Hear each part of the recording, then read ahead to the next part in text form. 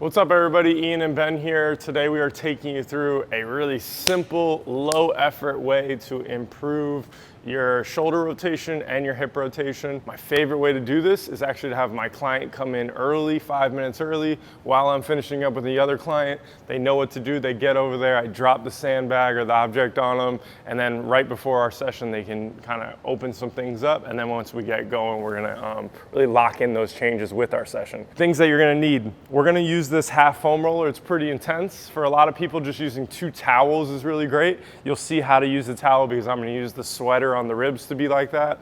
You're gonna need something as a pillow, so the yoga block's the pillow, and you're gonna need something to put your feet on the wall. The object that I put on him is gonna be a sandbag. That's pretty perfect. A weighted vest works, and honestly, another human works also. A 45-pound plate works. It just needs to be something that's some pressure to push down. We'll go over that in detail, but let's get you into it first. Ben's gonna put his feet on the wall. He's gonna lay on his side. This is gonna go directly under his hip right here, so right on his like TFL area. And then I'm gonna roll this part up and have it go around think like nipple level. So lift that up. There you go, right there. His head's there. From this view, I really want him to try to get as straight as possible, which he already is. So notice how his hips are in line with his head pretty much.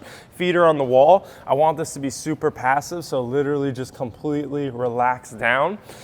A lot of people are gonna benefit more from doing on their left side or both sides. For the camera, we're just gonna show you the right side. You would do both sides exactly the same.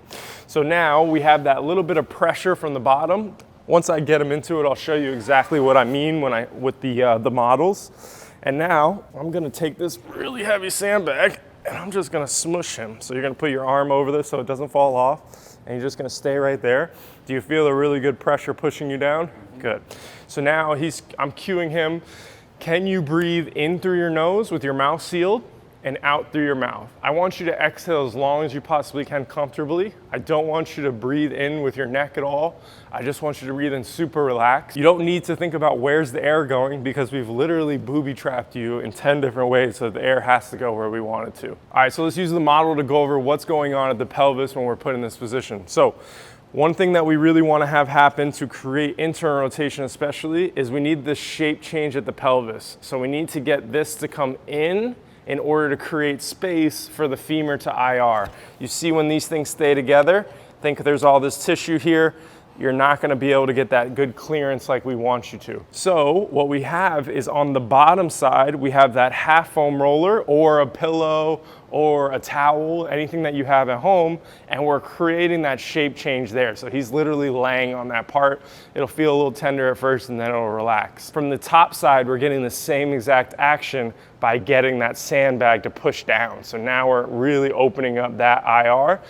The other thing that needs to happen for hip internal rotation to occur is we need to create space from the sacrum to the femur. So this would be the opposite of it. This is your hip ERing and staying in external rotation, basically having a really tight lower butt. What we want to be able to do is put him in 90 degrees like he is. So see how he's exactly 90 degrees here with both femurs. That's gonna already automatically open up space between these two bones. And then also getting this shape change, you're gonna see how much that creates space and length in the backside of the hip. So from this view, boom, we're opening it up and you can see that good distance being created.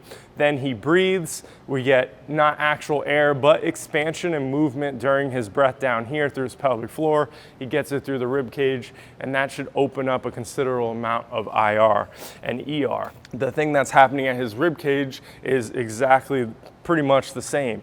We want to get away from having these ER'd or really flared up ribs, and we want to be able to get them to rotate in and down. So that's a really good thing.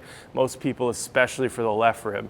So I have, whether it's a towel, a sweater, a pillow, whatever it is, on his bottom ribs, he can't be stuck in that position. It's going to IR him and get him into that nice, good position right there, so that sweater's pushing on him there and keeping him there.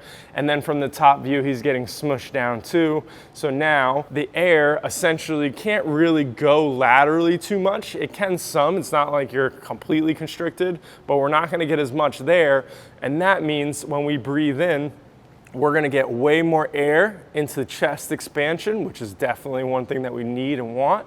And arguably even more important for most of you, you're gonna get your back ribs to expand. So imagine these individual ribs moving away from each other on your inhale and that air coming back. So from this view, he can barely breathe up, he can barely breathe into the ground, so he just effortlessly gets the air to expand his ribs forward and back, and also up, so that the entire rib cage is really filling up. That's again gonna open up shoulder range of motion, hip range of motion. It's not long term, but it's a huge window and it's really easy to do. And then we can lock it in with some better changes. Now, just to hit that point home with another little kind of description, this is obviously, you know, like all analogies, not perfect, but it's a good way to kind of wrap your head around this. The cap is his head, the water is the air.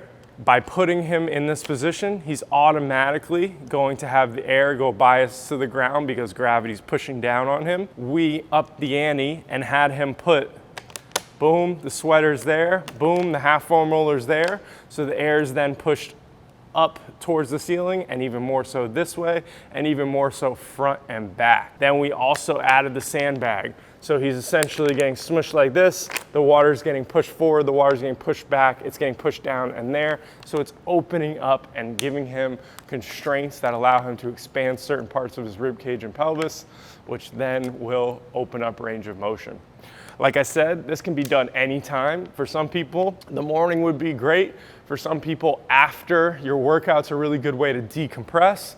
Before your workout, that's my favorite way because I like my client to come in 5 minutes early, do it, I set them up, I finish my session, and then we go in and do some work. Things to follow this up with: cars, pails and rails, strength training, things that are gonna load the tissue in their new position and allow that position to stick, or at least be a good stimulus so that the nervous system remembers, hey, I can get into this position, I can own this, and I can use it in the future without thinking about it. And that's gonna be huge. One thing that you can do is you can test your hip in ER and IR, you can test your shoulder IR and ER. We'll put some stuff in the text below so that you can find all this stuff and test it before and after and see if you have any changes. Make sure you comment if you do, and let us know what questions you have. If you want to learn more about this stuff, definitely go to our website, marcotrainingsystems.com. You'll be able to find our program for coaches and therapists, which is Mobility Coach Plus. If you want to go through stuff in a class format, the Elite Video membership is for you. And then you'll also see that we're doing workshops all over the world. If you want to host one, let us know. Don't forget to subscribe. We'll see you next time. Enjoy the rest of your day.